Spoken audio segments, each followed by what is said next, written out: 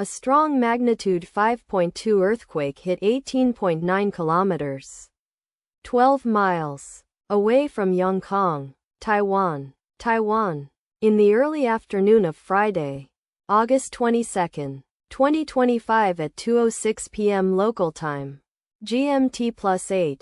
The depth of the quake could not be determined, but is assumed to be shallow. The quake was reported felt by some people near the epicenter. First to report, volcano discovery after 4 minutes. The earthquake occurred 23 weeks after a magnitude 5.2 earthquake had hit on Thursday, March 13, 2025, at 1:09 p.m. local time, Asia, Taipei GMT+8, in 112 kilometers, 70 miles, distance to the east. Data source from volcano discovery. Did you feel it? Let us pray. May the earthquake that occurred not affect our brothers and sisters there. May the earthquake not happen again. And may God protect everyone. Amen.